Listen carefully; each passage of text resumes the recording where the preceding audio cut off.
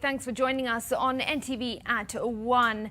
It is the 6th, the day we've all been waiting for, as President Uhuru Kenyatta is expected to deliver a status report on where the country is in regards to combating the fast-spreading coronavirus. He's also expected to give fresh directions regarding restrictions and also containment measures. Our reporter Kennedy Mureithi is at Harambee House and gives us an update now on what we can expect. Kennedy, we've got live pictures on our screens. What's happening at Harambee House? Well, Smriti, just a minute ago, we saw the cabinet secretary and some religious leaders who've just walked out of a meeting, probably with the president. And what I can see in front of me, I can see the chairperson of the Council of Governors, that is Wycliffe Oparanya. I can also see a representative of the Education Committee, and as well as I can see the Minister for Education, I can see bishops, I can see members of the clergy. And what we do expect, probably just looking at what we are seeing in front of us, there's a probability that President Uhuru Kenyatta is going to give guidelines that will touch on the people who are here this afternoon. And just as what we can see is that there have been numerous suggestions from Kenyans on what we can really do. But remember, Smriti, that the number of cases that we have right now as a country are at 7,000. So what is the president expected to do? He must be in a dilemma, knowing that there are people who are pushing for the opening of the economy and all that. But now the cases that we are having right now are not so encouraging. And if he did open, would Kenyans behave in the same way that they are saying that they want to behave right now? Or is it going to be a conduit for these cases to go more and more higher? So we do not know. But there has been a push also from the clergy and also just to see whether churches could be opened. Is there being here an indication that some guidelines are going to be given? Remember also the education sector is one of the most hit. And just the other day, Professor Magoha was ready at the KRCD where they say that they have done their analysis and it is only the president who will be announcing what they have been able to come up with. So are we expecting that President Uhuru Kenyatta is going to be giving those guidelines with regards to reopening of schools? Remember, we were even told that we might even stay home with our children as late as up to next year so that they repeat the whole year. These are some of the things that we are looking at. What are we looking at? Probably the relaxing of the restrictions that have been put forth. Remember, right now you cannot come in or go out of Nairobi, but we saw that the president just the other day was able to lift the guidelines that were there in Mombasa and the other counties. So what do we expect today is one of the biggest questions that we are asking ourselves. And these people being here, we're also looking forward to see what numbers do we have and what numbers are going to be announced, because we see also the Health Cabinet Secretary Mutahi Kagwe is already here. It's a matter that really touches on counties also, and Oparanya is probably going to be given an opportunity to speak. What we do know is that counties have also been told to prepare themselves in a much higher capacity than it has been before. We also do know that it is only a few counties that have not reported any cases of corona. But if there is a probability that the president is going to lift the restrictions of moving from Nairobi, going to other places of the country, then there is a probability then that the counties will be told to be more alert, or for you to go out of this county, you will need a certificate that shows that you are coronavirus free. This certificate is valid for 14 days. What are some of these restrictions that may be looked? Also, Smriti, just the other day, I got a confirmation from somebody that there was a split of opinion within the Security Council on whether to open fully or not to open fully, because this disease is actually spreading very fast, as you said when we started this, and some of the hospitals that we have here in Nairobi are lacking the capacity to hold the numbers that are surging every day. Remember, if you have an underlying factor, then there's a probability that you might be more and more affected. So this is what we're looking at, Smriti, and the president who's now caught between a hard place and all. Remember the other day when he extended the deadline by 30 days, the president said that he had been caught between a rock and a hard place because there were so many memes that were there outside on social media calling on him to lift the restrictions that were already there. But the president asked a very good question. What if I lift these restrictions? Then the next day we have a surge in numbers. We've already seen some countries like South Korea where it happened that children went back to school, and after a few days, the government was forced to close down the schools again after the numbers surged. So there is a dilemma that Kenyans must have to first of all look at themselves and how it all boils down. But right now, I'm being requested to go back to where my colleagues are, so that there's a probability that the president may be coming out in either the next 1 minute or so on what is happening and what to expect in the country. All right, Kennedy, thanks very much for that detailed update. Indeed, it certainly is a tough decision for President Uhuru Kenyatta. All eyes on him this afternoon as we await his status report on which way the country is headed. Will he reopen the hurting economy, or will he keep it locked? And there we see President Uhuru Kenyatta approaching the media at Harambee House. Let's cross over now once again and listen in to that much-awaited speech. Hi.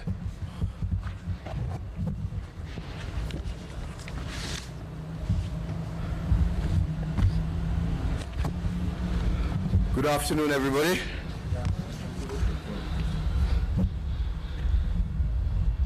A short statement. Fellow Kenyans, when I addressed you on the 6th of June of this year, the nation at that time was confronted with a dilemma of two rights over this COVID-19 crisis. The two dominant positions were whether to reopen our country or not. To remind you, we had one side of the divide that presented an economic argument. They wanted us to reopen the country and save the economy. Their argument was that COVID-19 was, yes, a health crisis, but it was also an economic crisis at its core. And if we take care of the economics of Corona, they argued, the health crisis will be easier to manage, more so with the necessary protocols in place. The other side that was also right tabled a very compelling case against reopening the country on the 6th of June. And this was largely made up of medical scientists and researchers. And this group of experts argued at the time that the country was not ready. Their modeling pointed to a soaring crisis if we reopened without the necessary health protocols. And according to them, a series of irreducible minimums had to be met before we could consider easing the containment measures that were in place. Indeed, after much reflection, my administration opted for the health argument over the economic argument, more so because we can always revive an ailing economy, but we cannot bring to life those who may die from this pandemic. And with this, we chose the path which is we set out working with our partners to build on these irreducible minimums.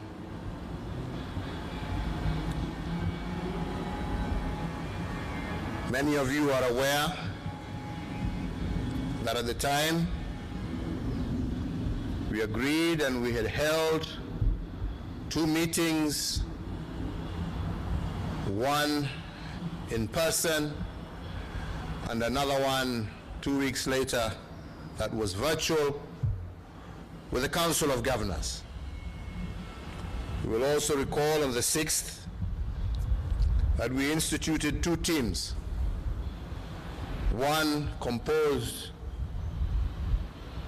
of our interfaith brothers and sisters to consider issues around opening places of worship, and another consisting of education stakeholders to consider the issue of reopening our institutions of learning. The leadership of all these critical stakeholders have consulted on this path for the last month,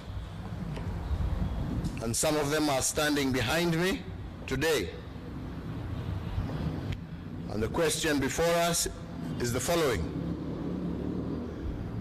have we as a country met the irreducible minimum? Are we ready to reopen? According to experts and stakeholders, we have not yet met the irreducible minimum 100%. However,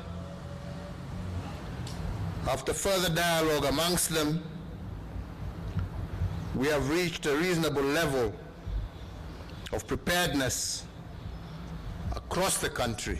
And I repeat again, we have not yet met 100%, but we have met a reasonable level of preparedness across our counties.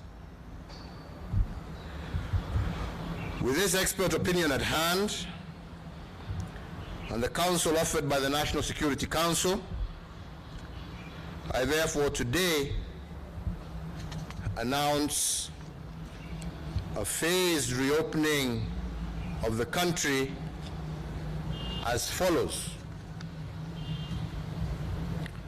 1, today I order and direct that the cessation of movement into and out of the Nairobi metropolitan area, Mombasa County, and Mandera County that is currently in force shall lapse today or at 4 a.m. tomorrow, Tuesday, the 7th of July, 2020. Number 2, I do order and direct that the nationwide curfew that is currently in force between the hours of 9 p.m. and 4 a.m. daily be and is hereby extended for a further 30 days. Fellow Kenyans, by reopening Nairobi, Mombasa, and Mandera, we must be cognizant of the fact that we are all much more at risk than we were when the restrictions were in place. So we must therefore exercise what I call cautious optimism and avoid reckless abandon. I believe that although the path to recovery is rocky and uneven, it is navigable. And that is why I must give two qualifications to this phased reopening. Firstly, the order to reopen is given conditionally. Should the situation deteriorate and pose a challenge to our health infrastructure, we will have to revert back to lockdown. In the next 21 days, we shall study patterns of interactions and the spread of the disease. Any trends that signal a worsening of the pandemic, we will have no choice but to return to lockdown at zero option. Secondly, fellow Kenyans, this order to partially reopen will only bear fruit if we recognize that this exercise is a shared responsibility. It is my intention that not only shall we reopen as we have done now, but we shall go further in our partial reopening as we go forward. However, I must also be clear that that shall be based on the behavior of each and every one of us individually.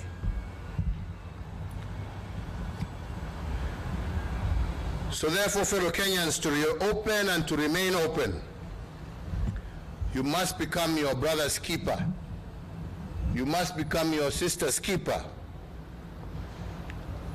While the government will no doubt do its part to achieve this desired wish of remaining open, you, my fellow citizens, must also do what is expected of you personally in order for us to achieve it.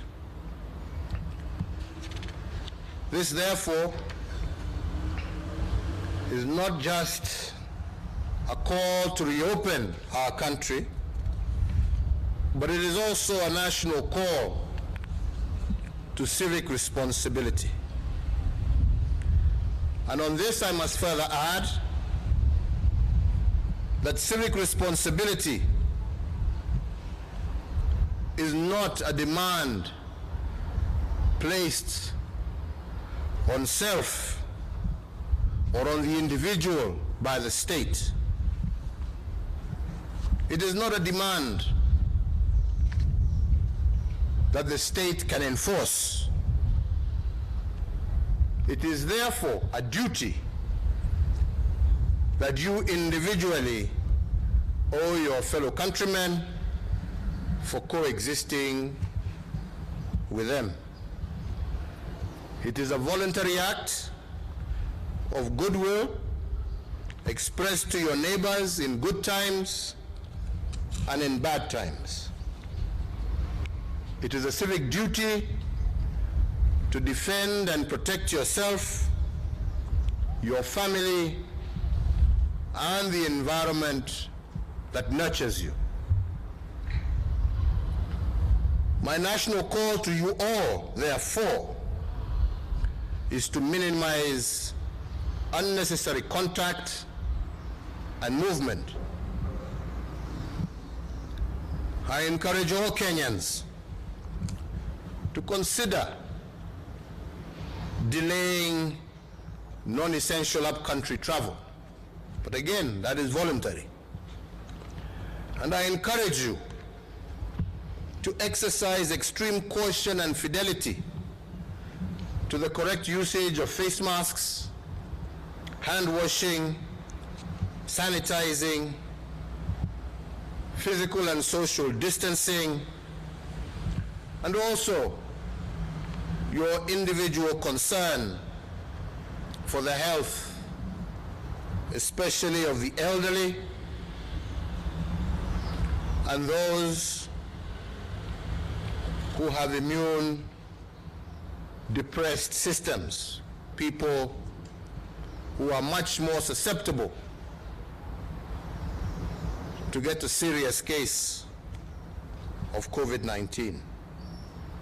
And you must always remember that there can be no unbearable responsibilities in the face of a crisis as we are in.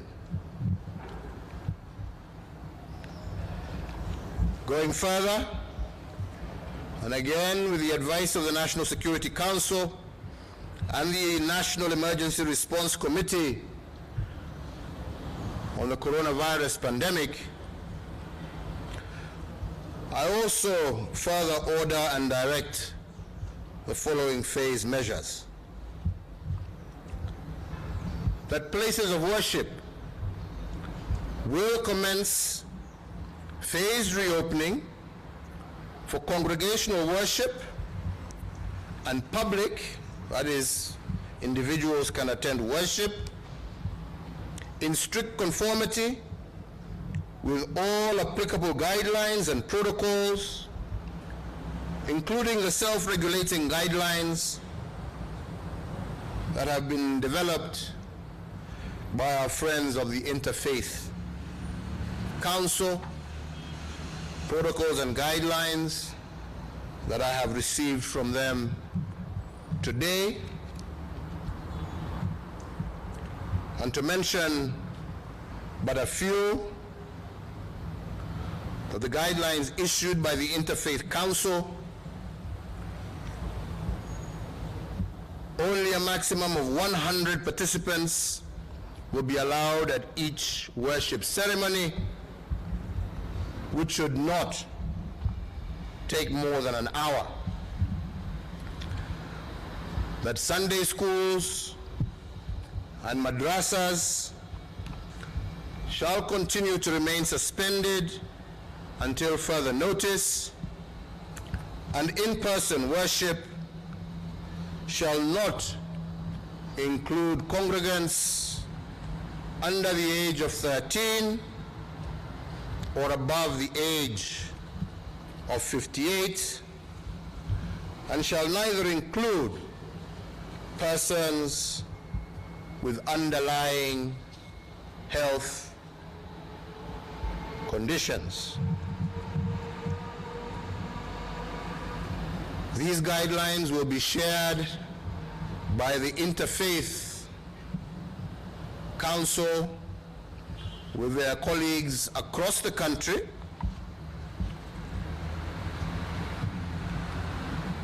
and we have said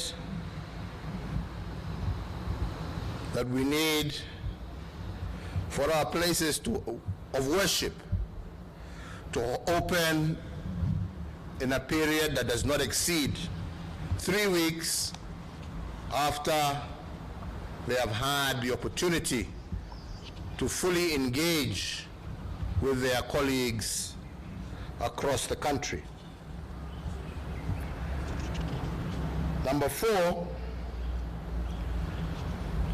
that following consultations with stakeholders in the education sector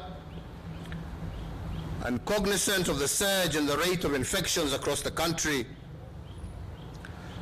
the Ministry of Education shall jointly with all the stakeholders in the sector today, but no later than tomorrow, notify the public on the resumption of the 2020 academic calendar for basic education as well as tertiary institutions.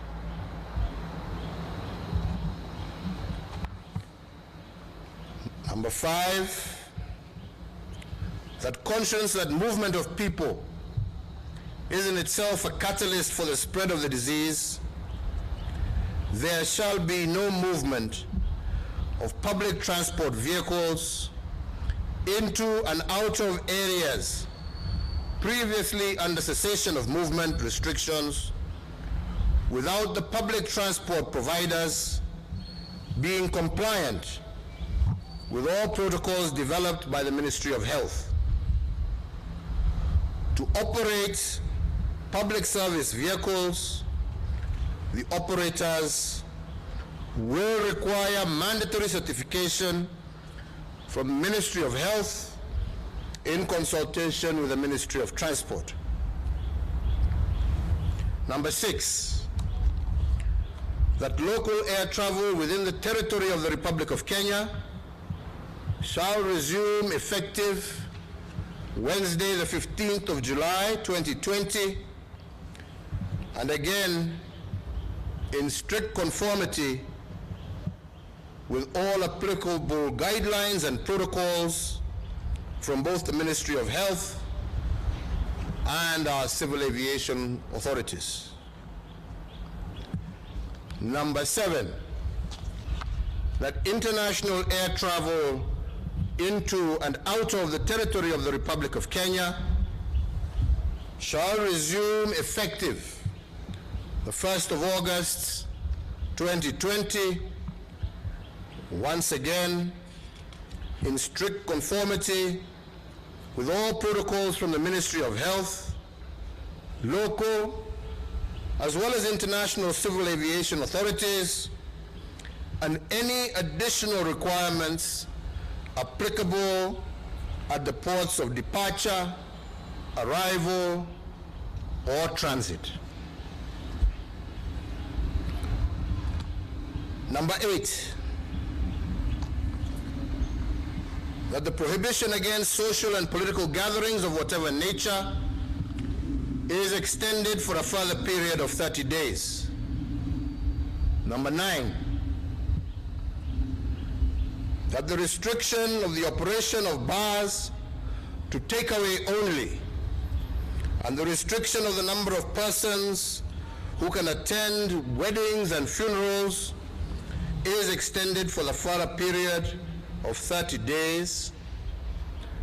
And 10, that the Ministry of Health, in conjunction with the Ministry of Industrialization, Trade and Enterprise Development, shall establish protocols for the resumption of the importation and sale of imported second-hand clothing. Fellow Kenyans, as we implement the phased reopening, I remain alive to the economic and social challenges facing our country.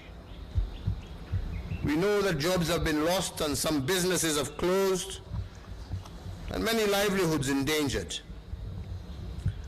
And this, unfortunately, is the sorry state of affairs across the entire world.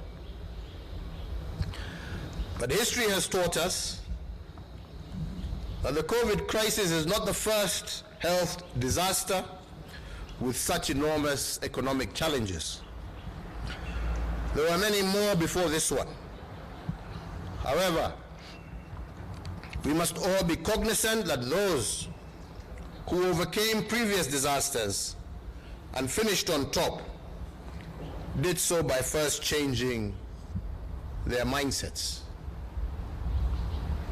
Put differently, it is not enough for the government to pump resources into the economy using stimulus instruments, as we have been doing.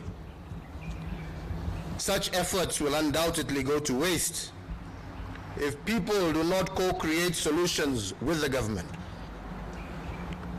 Those who overcame previous disasters in history did so because they acted as one.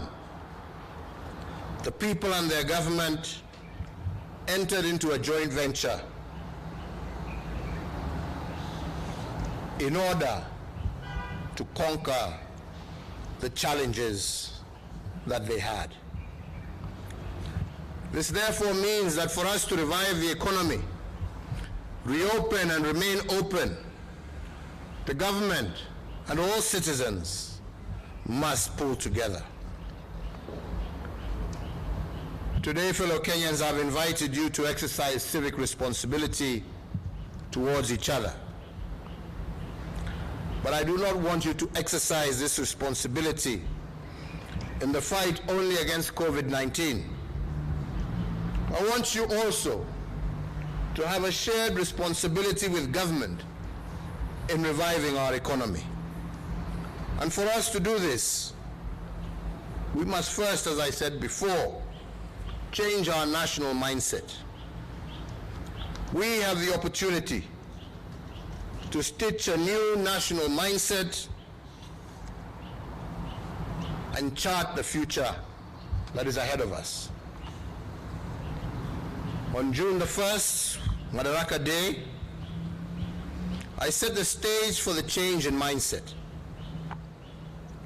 And I challenged all of us to reimagine Kenya the way our founding fathers imagined a nation from nothing. And today, we have a much younger population. And I challenge you and will support you to reimagine our economy, our business models as we reopen tomorrow. We must remember that the coronavirus is an invisible enemy. We cannot confront this enemy because we cannot see it. We can only evade it. And invading an invisible army and enemy calls for great imagination. Instead of doing business as usual, therefore, this is a moment that calls us to do business unusual. When we reopen, we cannot use the old maps to navigate the new lands created by this unfortunate moment. We must have the courage to let go of the old ways.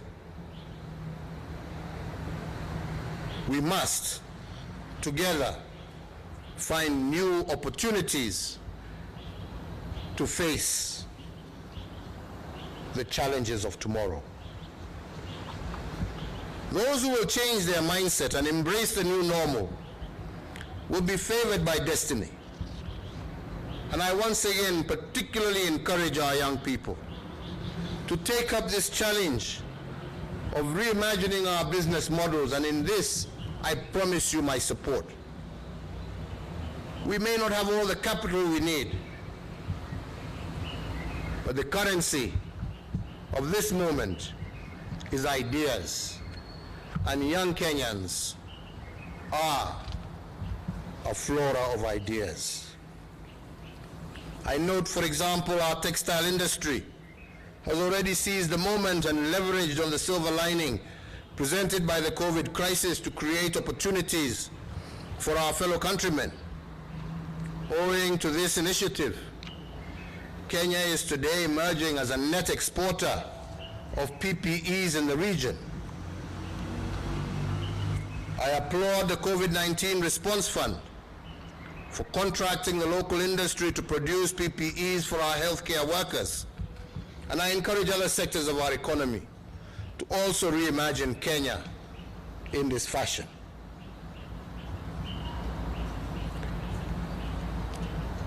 Turning to another problem, which will be my last point, I want us also to reflect on issues that are occurring on our social front. I am indeed concerned by the increased tensions within our homes. Cases of gender-based violence have increased, mental health issues worsened, and instances of teenage pregnancy have also escalated. I appeal to all our social institutions, including our religious institutions, to exercise civic responsibility to bring these unfortunate trends to an end. We must always remember that the family is a projection of the state. If the family is under attack, the state is under attack. If the family is weak, a nation is weak. So therefore, also to fortify our protection of the family as the foundation of the state, I also further direct and order the National Crime Research Center to probe 3 issues. First is the escalating cases of gender-based violence. The second is the worrying trend of cases where the girl child has been disempowered. And the third is the violation of children's rights. In that regard, the center is further directed to prepare an advisory to the security agents on remedial action within 30 days from the date of today and initiate immediate prosecution of all violators. Finally, fellow citizens, and as a fact of history, a crisis always has 2 elements. The first is danger. The second is opportunity. Success is always given to the persons who exploit the opportunities but also manages to evade the danger. And to exploit the opportunities given to us as we reopen, our mindset must be that of makers of things. We must remain positive, because a positive nation is a forward-moving nation. I want to thank all the stakeholders who have worked diligently for the last month to come to some consensus on the way forward. Na vile nimesema na ningependa nirudie tu tena, ni ya kwamba kulingana na mawazo na fikra zetu sisi wote, iwe ni serikali, iwe ni wakuu wa afya wa nchi yetu, iwe ni viongozi wa makanisa, iwe ni viongozi wa vyuo vyetu vya elimu, walimu na wazazi na wote, ni ya kwamba sasa na kutoka leo serikali itachukua jukumu lake. Hiyo hatutasita kufanya. Lakini kama tutafaulu, kama nchi tutafaulu kwa sababu kila mmoja wetu, mdogo ama mkubwa, mtoto hata mzee, mama ama baba, tutafaulu tukiwa kila mmoja wetu atachukua jukumu lake kibinafsi.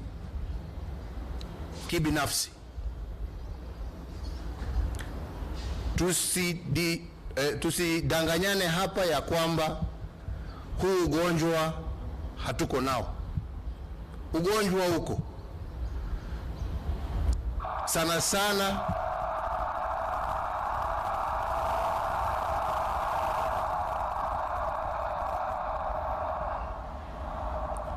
sana twasikia watu wakisema hii ugonjwa si ugonjwa wa kweli, kwa sababu mtu hajui, mtu sio kitu unaweza kushika ama kuona, na wengi ambao wanaopata wanapona, ni kweli. Lakini nataka niwaambie ya kwamba pia idadi ambao wanapata huu ugonjwa na wamelazwa katika mahospitali mbali katika taifa letu, idadi yao pia yaendelea kupanda. Kwa hivyo jukumu lazima iwe ni ya kila mtu. Tukiongea na viongozi wa makanisa, viongozi wa misikiti, tumekubaliana ya kwamba hawa pia wako na jukumu. Tuwataka wananchi wetu, tukiwa nchi ambayo tunamcha Mungu, tunataka warudi makanisani, tunataka warudi misikitini, tunataka warudi kuomba na kuombea taifa lao, familia zao na hawa wenyewe pia. Lakini tumekubaliana ya kwamba jukumu itakuwa lao. Hatuwezi kuwa na askari kwa kila kanisa, hatuwezi kuwa na maofisa wa afya katika kila msikiti. Viongozi wetu wa kidini lazima wachukue jukumu la kuhakikisha ya kwamba hata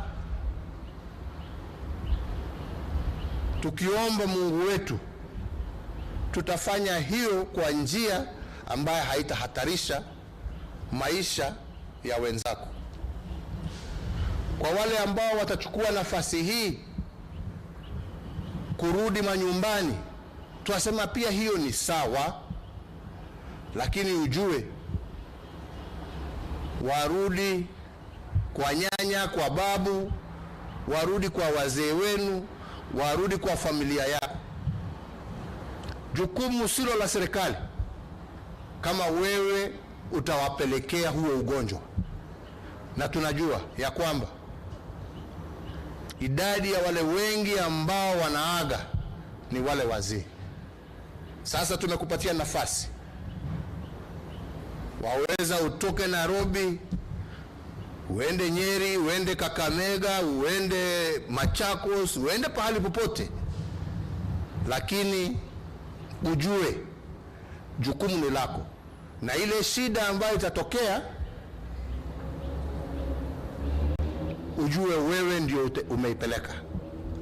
So mimi naomba Wakenya, vile tulikuja pamoja wakati wa jangwa la ukimwi na wakati maelfu na maelfu ya Wakenya waliaga kwa sababu ya ugonjwa wa ukimwi, mwishowe tuliweza kujisaidia kwa sababu kila mmoja alichukua jukumu lake. Hiyo ndio iliokoa maisha, sio serikali.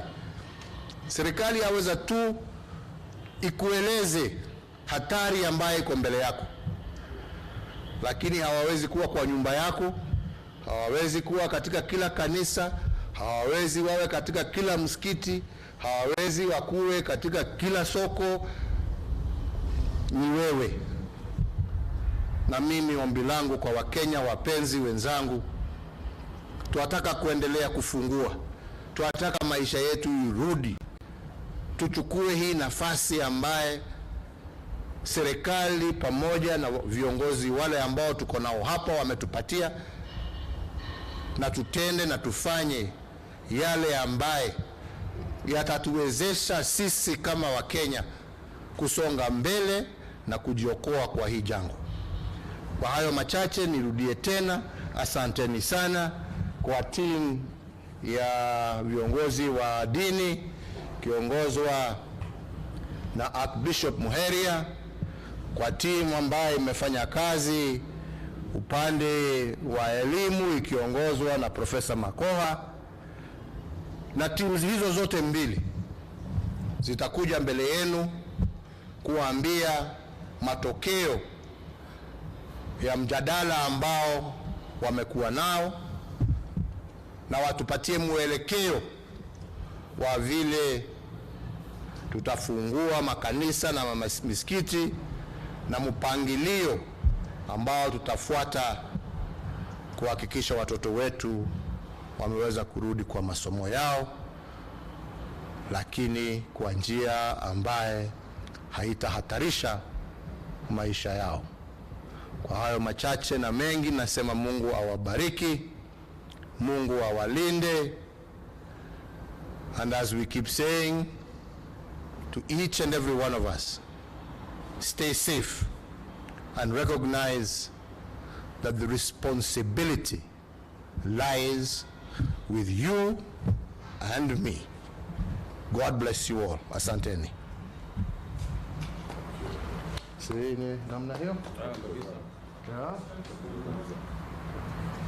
And there we finally have it, some consensus on the way forward regarding restrictions in the country owing to the COVID-19 pandemic. You've been listening in to President Uhuru Kenyatta's status report on where the country is in regards to combating the fast-spreading coronavirus. Key pointers out of his address: cessation of movement into and out of the Nairobi metropolitan area, Mombasa and Mandera will lapse at 4 a.m. tomorrow, that is Tuesday, the 7th of July. Meanwhile, the nationwide curfew currently in force is extended for a further 30 days. The president indicated that by opening Nairobi, Mombasa and Mandera, we must all be aware that we will all be at more risk of contracting COVID-19, and therefore we must exercise cautious optimism and avoid reckless abandon, he said. He indicated that we must continue wearing our masks, washing our hands and exercising social distancing. The order to reopen, however, has been given conditionally. Should the situation deteriorate, the president said, we will revert back to lockdown. So it really is upon all of us as a nation to ensure that this works if we don't want to be in lockdown once again. In the next within the next 21 days, the ministry and various experts will study patterns and also check on the spread of the disease to monitor the situation. In addition, the Ministry of Education will jointly notify the public today, but no later than tomorrow, on the resumption of the 2020 academic calendar. Of course, many parents and teachers, no doubt, eager to know whether or not schools will indeed open in September or in January 2021. What we do know is that CS Magoha for Education has said that there is no way institutions ought to open until the cases decrease. So that'll be another interesting one to watch, and we will be keeping tabs on what develops from that. Also, another key pointer, the president said that only a maximum of 100 participants will be allowed to a worship ceremony, which should not last longer than an hour. Sunday schools and madrasas remain closed. So places of worship are in fact commencing a phased reopening of their congregational worship in strict conformity of guidelines and protocols. All right, there certainly were more other points that were made, but for those of you that may have missed it, let's just listen in to what the president had to say in summary. Today I order and direct that the cessation of movement into and out of the Nairobi metropolitan area, Mombasa County and Mandera County that is currently in force shall lapse today or at 4 a.m. tomorrow, Tuesday, the 7th of July, 2020.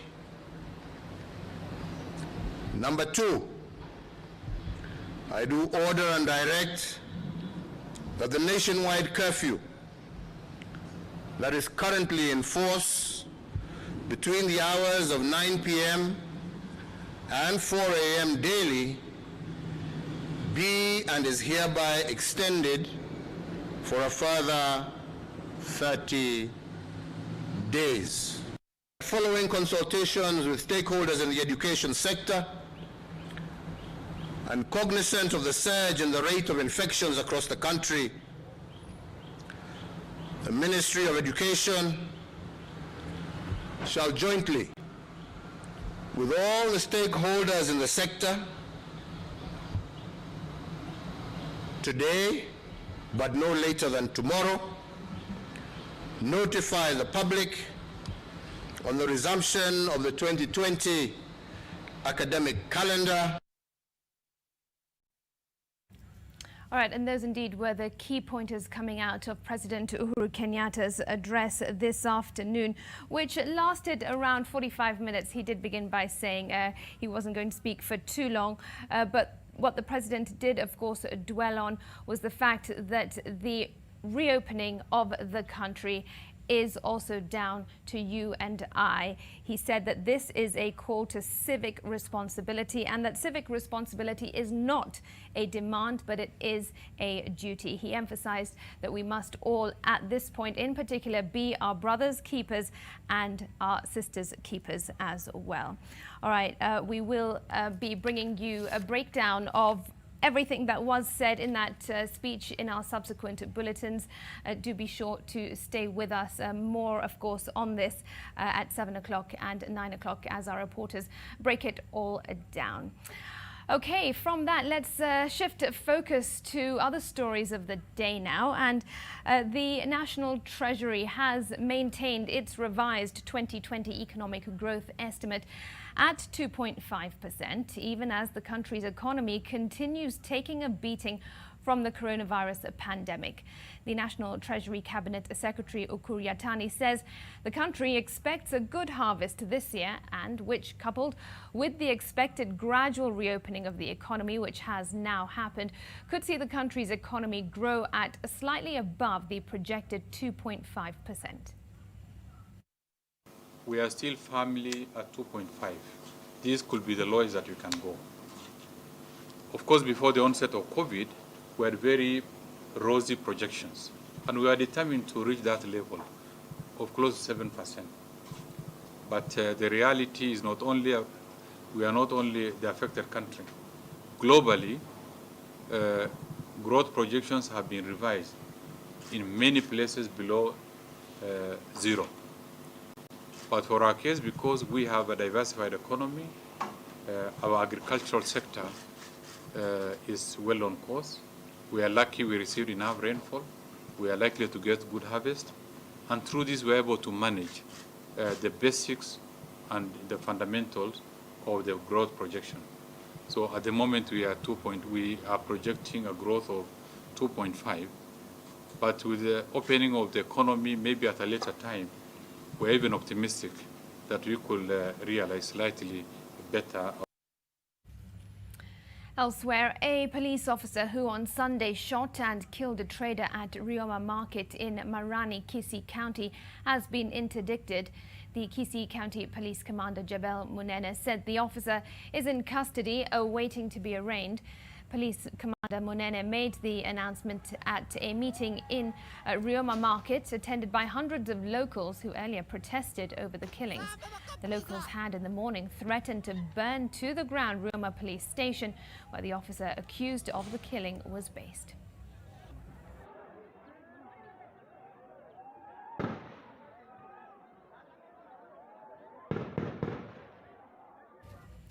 A court clerk in Mombasa has been arrested for allegedly stealing a file associated to a drug case. Detectives from the Directorate of Criminal Investigations claim that the suspect, who is in their custody, received a bribe of 500,000 shillings from a suspected drug baron. The clerk, who is stationed at Shanzu Law Courts, is said to have worked with other court officials from the Registry Department. Police say that the drug trafficker used the clerk to misplace her file before the hearing of the case, which was supposed to be on the 22nd of June. Other suspects involved in the matter are still at large, and the court clerk is expected to take plea today.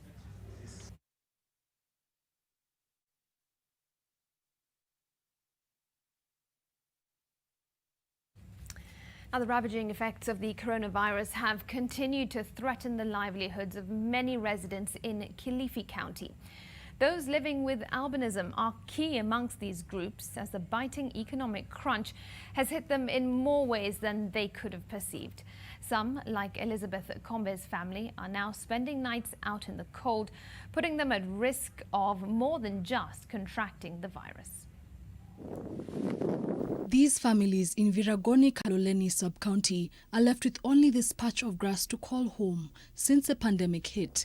A mask perhaps being the only protection that they have, seeing as they are left vulnerable to starvation and insecurity. 48-year-old Elizabeth Kombe can attest to this, as this is her second day without food. Elizabeth's life wasn't always this way. Her husband passed away 5 years ago, shattering life as she knew it. Out of the 7 children the pair had, 3 are living with albinism, making living outside under the scorching sun an even greater hurdle for them, as they cannot access sunscreen, sunglasses or hats. The family say they also face discrimination from people owing to the stigma that her children are forced to carry. Boniface Masha, the coordinator for their money-disabled self-help group, said the family has been neglected. He further says the status of people living with disability in Kaloleni is dire and is calling on the government to intervene. Gena Kirori, NTV. 500 families in Kangemi and Embakasi are set to receive a boost in the form of relief food donated by the Kiwanis Club of Stallion. With the loss of livelihoods due to the COVID-19 pandemic, many families have been left without sources of income and are struggling to put food on the table. Well-wishers have been called upon to donate food to the vulnerable so as to enable them to cope with the situation. While receiving the food, the Westlands Member of Parliament called on people around the country to extend good deeds to their neighbours. It is not very common. You know, there are very many rich people in this country, but very few people come out and share what they have. So for your kind heart to decide you want to share with those who have less, who have nothing, or who have less, it's quite encouraging. Rice farmers in the country have been encouraged to increase their productivity to meet the rising demand of the product. Now, due to the progressive change in eating habits, particularly in urban areas, the annual consumption of rice is increasing at a rate of over 12% in the country, according to the National Rice Development Strategy.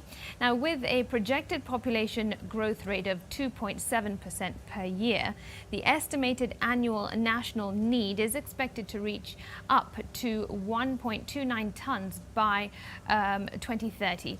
The government has been urged to accelerate the construction of a Thiba Dam to boost rice production in the giant Moya irrigation scheme.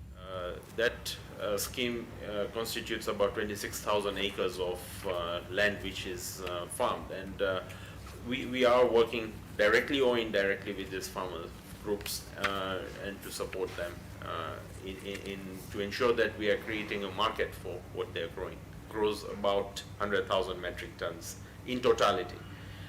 So that's about 20% of what our annual demand is. The rest of the 80% is all imported. All right, from that, let's bring you a little bit of sports news now. And Manchester City manager Pep Guardiola says that he doesn't understand why his side has lost 9 Premier League games this season. City lost 1-0 at Southampton at St Mary's Stadium, a third straight away league defeat. It is the first time in Guardiola's career that he's overseen such a run. Che Adams scored the only goal for the Saints in the 16th minute. It has taken 30 appearances for the 23-year-old to open his account for the Saints. The win leaves Southampton in 13th place as City remain second. City to even take this on. That is a fantastic goal from Che Adams. Brilliant initially to nick the ball back. I think it's Zinchenko here. All right, and tonight Tottenham Hotspur will play Everton in London. Elsewhere, Barcelona thrashed Villarreal 4-1 to keep alive their slim La Liga title hopes. Barca took an early lead through Pau Torres' own goal in the 3rd minute before Gerard Moreno levelled for Villarreal in the 14th minute. Luis Suarez scored the 2nd goal in the 20th minute, and captain Lionel Messi then backheeled to Antoine Griezmann, who scored a magnificent chip in the 45th minute. In the 86th minute, Ansu Fati blasted in a late 4th. What a run from Messi, finds Suarez, who's going for the curler. Oh, wow. Luis Suarez, top corner after the run and the pass from on to Messi. Inter Milan coach Antonio Conte said his team gifted Bologna a 2-1 win on Sunday after they blew a goal and a man advantage to see their Serie A title challenge all but ending in a dramatic fashion. Antonio Conte's men needed a win to move back to within 8 points of leaders Juventus and one of second-place Lazio. But despite leading through Romelu Lukaku's 20th league goal of the campaign and playing against 10 men, contrived to collapse to defeat. Juventus sit 7 points clear at the top after beating Torino in the Turin derby on Saturday. Bologna have scored a second. Sweeping move from Bologna.